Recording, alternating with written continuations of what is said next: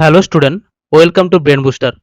আজকে আমরা আলোচনা করব 2026 সালে এপ্রিল মাসের বাছাই করা সেরা কারেন্ট অ্যাফেয়ার্স নিয়ে, যেটা সমস্ত পরীক্ষায় কিন্তু তোমাদের অনেক হেল্পফুল হবে। কারণ সামনে বিভিন্ন রকম পরীক্ষা রয়েছে, সেখানে কিন্তু এই ক্লাসগুলি কিন্তু অনেক হেল্পফুল হবে।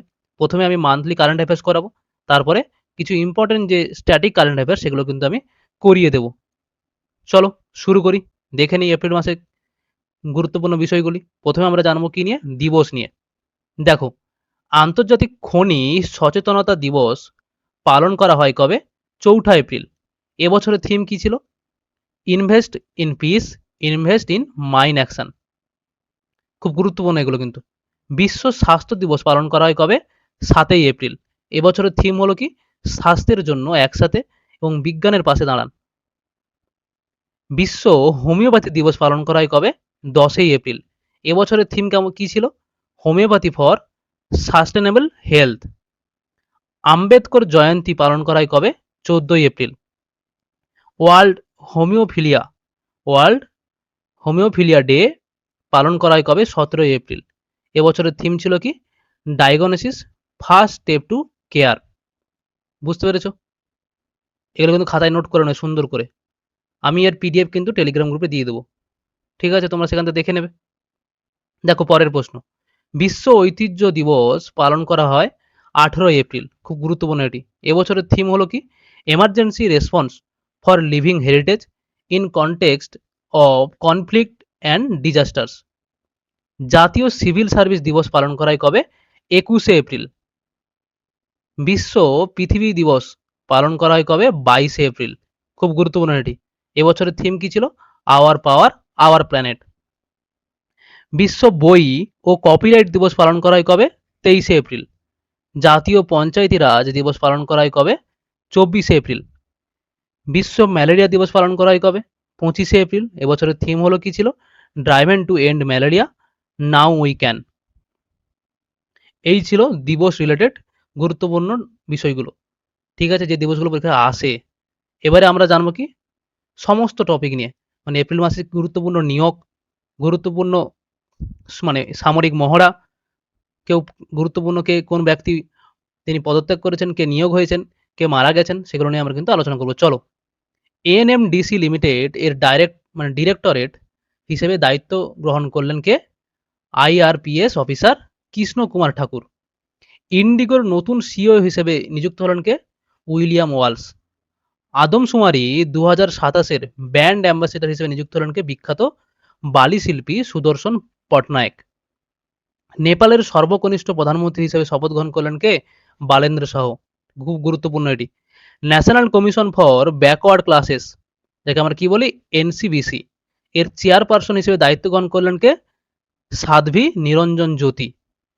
তথ্য ও সম্প্রচার মন্ত্রণালয়ের নতুন সচিব হিসেবে নিযুক্ত হলেন কে? Chanchal Kumar. Power grid corporation of India limited এর চেয়ারম্যান এবং ম্যানেজিং ডিরেক্টর পদে নিযুক্ত হলেন কে? বুড়া ভামসি রামামোহন। সেলের সিএমডি হিসাবে অতিরিক্ত দায়িত্ব গ্রহণ করলেন কে? কৃষ্ণ কুমার সিং। ন্যাসকম ফাউন্ডেশন এর নতুন চেয়ারপারসন হিসেবে নিযুক্ত হলেন কে? Praveen Rao. Bharat petroleum corporation limited BPCL এর চেয়ারম্যান এবং ম্যানেজিং ডিরেক্টর হিসেবে নিযুক্ত হলেন কে? সঞ্জয় খান্না। অ্যাপেলের পরবর্তী সিইও হিসেবে নিযুক্ত হতে চলেছেন কে? জন টার্নাস। এইচডিএফসি লাইফ ইন্স্যুরেন্স কোম্পানি এর ম্যানেজিং ডিরেক্টর এবং সিইও হিসেবে পুনরায় নিযুক্ত হলেন বিভা পাডালঙ্কার। নীতি আয়োগ, খুব গুরুত্বপূর্ণ বিষয় এটি, এর নতুন ভাইস চেয়ারম্যান বা ভাইস চেয়ারপারসন হিসেবে নিযুক্ত হলেন কে? অর্থনীতিবিদ অশোক কুমার লাহিড়ী। বুঝতে পেরেছো? শিল্প ও সংস্কৃতির জন্য ইউকে হাউস অব কমন্স কর্তৃক ওমেন এম্পাওয়ারমেন্ট অ্যাওয়ার্ড সম্মানিত হলেন ভারতীয় অভিনেত্রী ঋতুপর্ণা সেনগুপ্ত। তাহলে শিল্প ও সংস্কৃতির জন্য ইউকে হাউস অব কমন্সের কর্তৃক কি পেয়েছেন? তিনি ওমেন এম্পাওয়ারমেন্ট অ্যাওয়ার্ডে সম্মানিত হয়েছিলেন ভারতের অভিনেত্রী ঋতুপর্ণা সেনগুপ্ত। দেখো, দীনদয়াল উপাধ্যায় এবং নেতাজি দেশমুখ পঞ্চায়েত সতত বিকাশ পুরস্কার ২০২৫-এ শীর্ষ সম্মান জিতল কে? ত্রিপুরার ৩টি পঞ্চায়েত। 2026-এ অ্যাবেল প্রাইজে সম্মানিত হলেন কে? জার্মান গণিতবিদ গ্রেট ফল্টিংস। 24তম ন্যাশনাল প্যারা অ্যাথলেটিক্স চ্যাম্পিয়নশিপ 25-26-এ সোনা জিতলেন মিরাটের 19 বছর বয়সী রিয়া সোলাঙ্কি। ঠিক আছে, খুব গুরুত্বপূর্ণ এটি। দ্য গোল্ডেন রোড শিরোনামে বইটির জন্য মার্ক লাইন্টন হিস্ট্রি প্রাইজ 2026 জিতলেন কে? উইলিয়াম ডালরাম্পেল। হর পার্বতী কথা শিরোনামে উপন্যাসের জন্য 35তম সরস্বতী সম্মান 2025-এ ভূষিত হলেন বাঙালি লেখক রামকুমার মুখোপাধ্যায়। খুব গুরুত্বপূর্ণ এটি। কোন উপন্যাসের জন্য? হর পার্বতী কথা। ঠিক আছে, কি পেয়েছেন তিনি? সরস্বতী সম্মান 2025। কে পেয়েছেন? বাঙালি লেখক Ramkumar Mukhopadhyay. Forbes world billionaire লিস্টে 2026-এ বিশ্বব্যাপী শীর্ষস্থানে কে রয়েছে? Elon Musk. ঠিক আছে, আর ভারতের শীর্ষস্থানে কে রয়েছে? হচ্ছে এখানে হবে কে? আদানি, আদানি গ্রুপ। চলো দেখে নিই পরে পরে কি আর কি তথ্য রয়েছে। আইকিউ এয়ারে 2025 ওয়ার্ল্ড এয়ার কোয়ালিটি রিপোর্ট অনুসারে দিল্লিকে ছাড়িয়ে বিশ্বের সবচেয়ে দূষিত শহর হিসেবে উঠে এসেছে কে? লোনি। ঠিক আছে, আইকিউ এয়ারে 2025 ওয়ার্ল্ড এয়ার কোয়ালিটি রিপোর্ট অনুযায়ী বিশ্বের ষষ্ঠ দূষিত দেশ হিসেবে স্থান পেল কে? ভারত।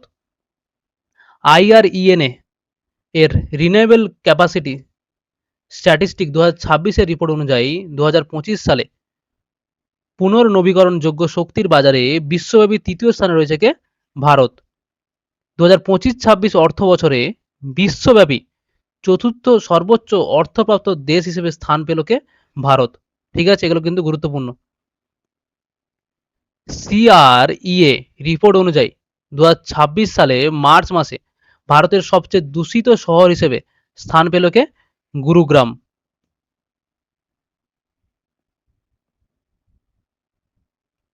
সম্প্রতি প্রকাশিত আইএমএফ ইন্টারন্যাশনাল মনিটারি ফান্ডের রিপোর্ট অনুযায়ী গ্লোবাল জিডিপি র্যাঙ্কিংয়ে ভারতের স্থান কত?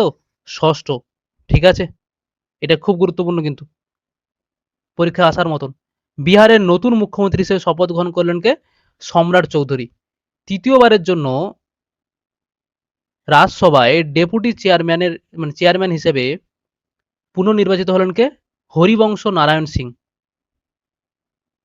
ওয়ার্ল্ড আর্চারি দ্বারা প্যারা আর্চার অব দ্য ইয়ার 2025 নির্বাচিত হয়েছেন কে? ভারতীয় তীরন্দাজ শীতল দেবী। এটা খুব গুরুত্বপূর্ণ। খেলো ইন্ডিয়া ট্রাইবাল গেমস 2026-এ পদক তালিকায় শীর্ষে রয়েছে কে? কর্ণাটক। মোট 15টা পদক পেয়েছে কিন্তু কর্ণাটক খেলো ইন্ডিয়া ট্রাইবাল গেমসে।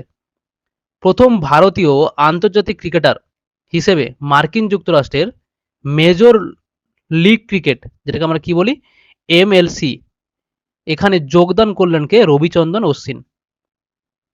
হানা মোটাজকে পরাজিত করে JSW Indian opens 2026 women's singles title জিতলেন কে? ভারতের আনাহাত।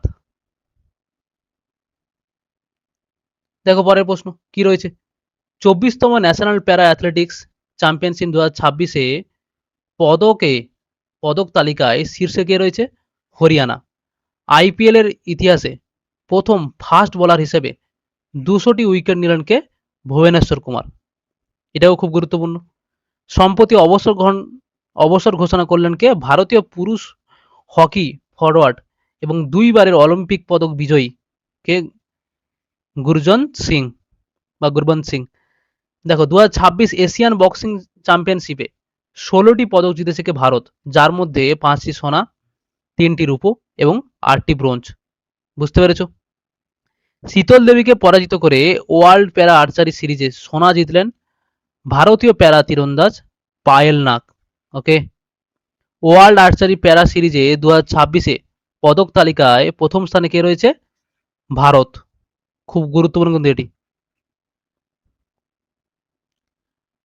2026 এশিয়ান রেসলিং চ্যাম্পিয়নশিপে পদক তালিকায় শীর্ষস্থানে রয়েছে ইরান, পঞ্চম স্থানে রয়েছে কে?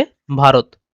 2026-এ এশিয়ান বক্সিং চ্যাম্পিয়নশিপে পদক তালিকায় দ্বিতীয় স্থানে রয়েছে কে? ভারত, প্রথম স্থানে কে রয়েছে? কাজাকিস্তান। ওকে, 2026 মার্চ মাসে ICC men's player of the month award জিতলেন কে? সঞ্জু স্যামসং। ঠিক আছে, তাহলে ICC men's player of the month কে হলেন? Sanju Samson. Badminton Asia championship 2026 রূপো জিতেছে ভারতের আয়ুষ শেট্টি। ভারতের 95তম 95 দাবা গ্র্যান্ডমাস্টার হলেন কলকাতার 22 বছর বয়সী আরণ্যক ঘোষ।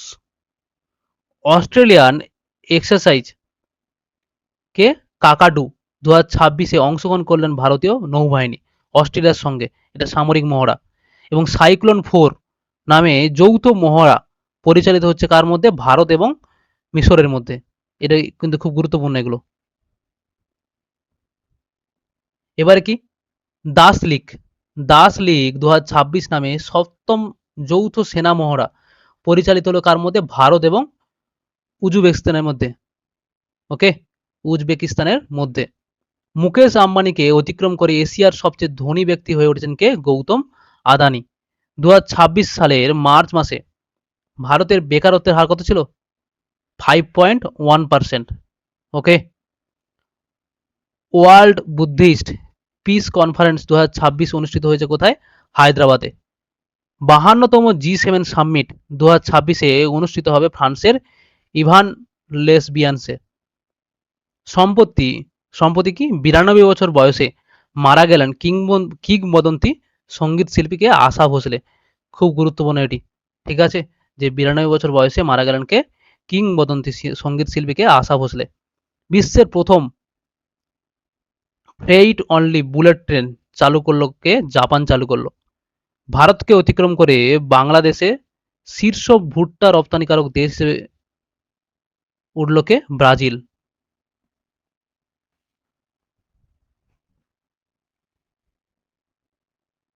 উত্তরাখণ্ডের পরে দ্বিতীয় রাজ্য হিসেবে ইউনিফর্ম সিভিল কোড ইউসিসি কার্যকর করল কে?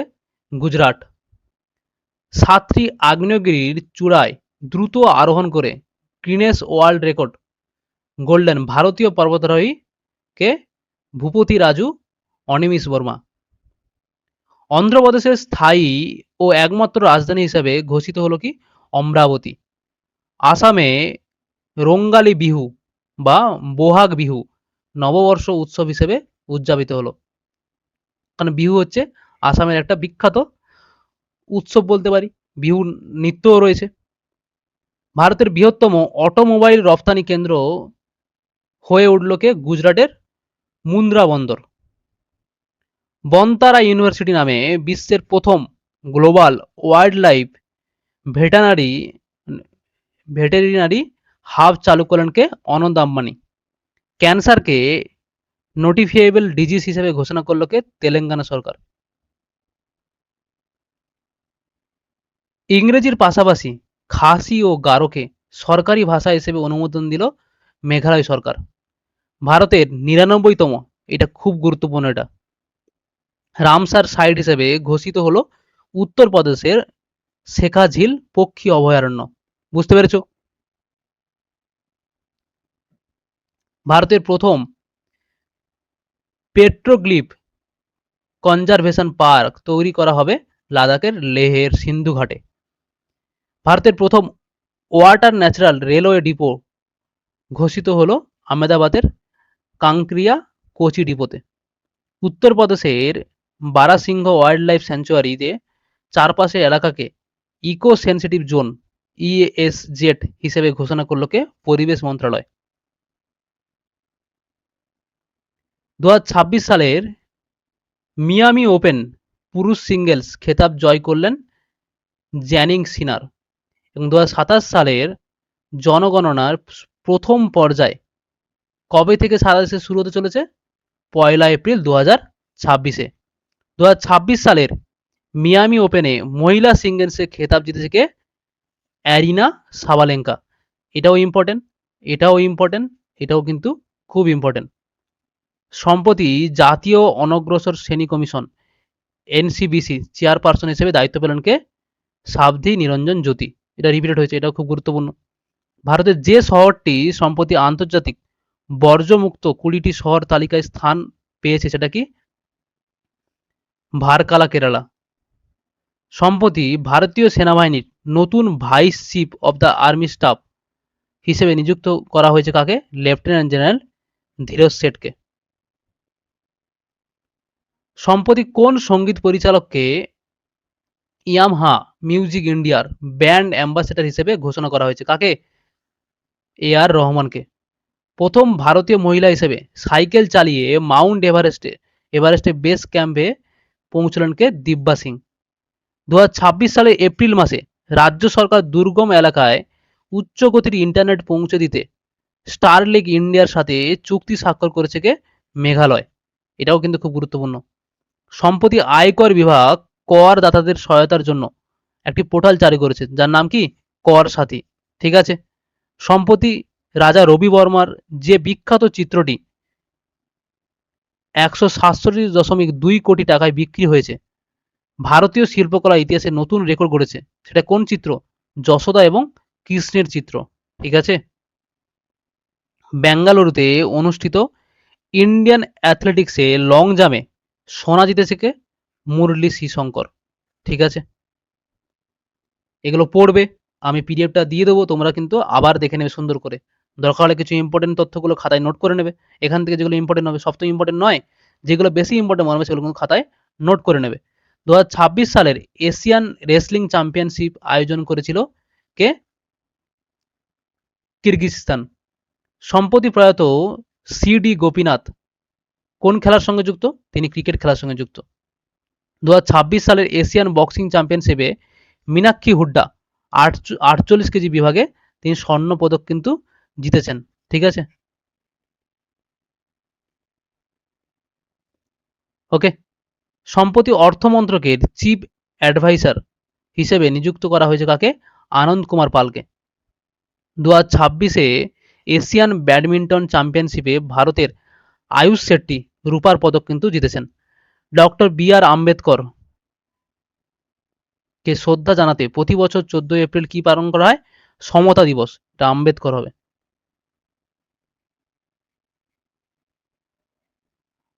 আম্বেদকরকে শ্রদ্ধা জানাতে প্রত্যেক বছর 14 এপ্রিল কি পালন করা হয়? সমতা দিবস পালন করা হয়। সম্প্রতি প্রস্তাবিত 131তম সংবিধান সংশোধনী বিল 2026-এর মূল উদ্দেশ্য কি ছিল? লোকসভার আসন সংখ্যা বৃদ্ধি। সম্প্রতি ম্যাকিলি ন্যাশনাল অ্যাওয়ার্ড পেয়েছেন কে? অনিতা চৌধুরী। এই পুরস্কারটি তিনি রণথম্বর জাতীয় উদ্যানের বিশ্ববিখ্যাত বাঘিনী, যার নাম কি? মাছলি, স্মৃতিতে দেওয়া হয়। মাছলিকে কুইন অব দ্য রণথম্বর কিন্তু বলা হয়। অনিতা চৌধুরীর অবদান কি ছিল? তিনি শেরগড় অভয়ারণ্যের দুর্গম এলাকায় চোরা শিকারীদের বিরুদ্ধে লড়াই এবং বন্যপ্রাণী সুরক্ষায় তার অদম্য সাহসিকতার স্বীকৃতি হিসেবে কিন্তু তাকে এই জাতীয় স্তরে পুরস্কার কিন্তু তাকে দেওয়া হয়েছিল। ঠিক আছে। এটা কিন্তু খুব গুরুত্বপূর্ণ। 2025-26 অর্থবর্ষে ভারতের বৃহত্তম বাণিজ্যিক অংশীদারি দেশ হলো কি? চীন। সম্প্রতি ফুটবল কিংবদন্তি লিওনেল মেসি স্পেনের কোন ফুটবল ক্লাবটি অধিগ্রহণ করেছেন? ইউই কর্নেল্লা। ভারতের সংসদ ও রাজ্য বিধানসভাগুলোতে মহিলাদের জন্য 33% আসন সংরক্ষণের আইনটির পোশাকি নাম কি? নারী শক্তি বন্দন অধিনিয়ম। ঠিক আছে। সম্প্রতি আন্তর্জাতিক অপরাধ আদালত, যেটাকে আমরা কি বলছি? আইসিসি, কোন দেশের প্রাক্তন প্রেসিডেন্টের বিরুদ্ধে মানবতা বিরোধী অপরাধের বিচার শুরু করার নির্দেশ দিয়েছে? কার? ফিলিপিন্সের। নাসার কোন রোভারটি সম্প্রতি মঙ্গলের মাটিতে নতুন ধরনের জৈব অণু খুঁজে পেয়েছে, যার নাম কি? কিউরিসিটি। 2026 সালের এপ্রিল মাসে ভারতীয় রিজার্ভ ব্যাংক অর্থাৎ আরবিআই কোন পেমেন্ট ব্যাংকের লাইসেন্স বাতিল করে দিয়েছে? Paytm payment bank. ওকে। সম্প্রতি অন্ধ্রপ্রদেশের হাইকোর্টের প্রধান বিচারপতি হিসেবে কে নিযুক্ত হয়েছেন? বিচারপতি লিসা গিল। ঠিক আছে। এগুলো মাঝে মাঝে কিন্তু পরীক্ষায় আসে, বিশেষ করে সেন্ট্রাল যেসব রেলের পরীক্ষা, মানে আরআরবি, তারপরে এসএসসির পরীক্ষা, ওগুলোতে কিন্তু আসে। অন্ধ্রপ্রদেশের রাজধানী কি? অমরাবতী। মুখ্যমন্ত্রীকে এন চন্দ্রবাবু নাইডু। রাজ্যপালকে এস আব্দুল নাজির। আমরা রাজ্য, রাজধানী, মুখ্যমন্ত্রী, রাজ্যপাল নিয়ে কিন্তু একটা ক্লাস করিয়ে দেবো আমি। চলো আরো দেখে নিই কিছু তথ্য। সম্প্রতি সুপ্রিম কোর্ট মহাসড়ক নিরাপদ চলাচলের অধিকারকে সংবিধানের কোন অনুচ্ছেদের অংশ হিসেবে ঘোষণা করেছে? অনুচ্ছেদ 21 কে। মানে সম্প্রতি সুপ্রিম কোর্ট মহাসড়ক নিরাপদ চলাচলের অধিকারকে সংবিধানের 21 নম্বর আর্টিকেলে কিন্তু অন্তর্ভুক্ত করেছেন। এবারে আমরা কিছু জিনিস জেনে নেবো। কি জিনিস? চেতক স্ক্রিন অ্যাওয়ার্ড, এটা কি? এটা চলচ্চিত্রের ক্ষেত্রে। যে চেতক স্ক্রিন অ্যাওয়ার্ডটা কোথায় দেওয়া হয়? চলচ্চিত্রের ক্ষেত্রে। সেরা চলচ্চিত্র কি ছিল? হোম বাউন্ড, খুব গুরুত্বপূর্ণ এটা। সেরা পরিচালক কে ছিলেন? আদিত্য ধর। সিনেমা কি? ধুরন্ধর। সেরা অভিনেতা পুরুষ বিভাগে কে ছিল? রণবীর সিং, ধুরন্ধর সিনেমা।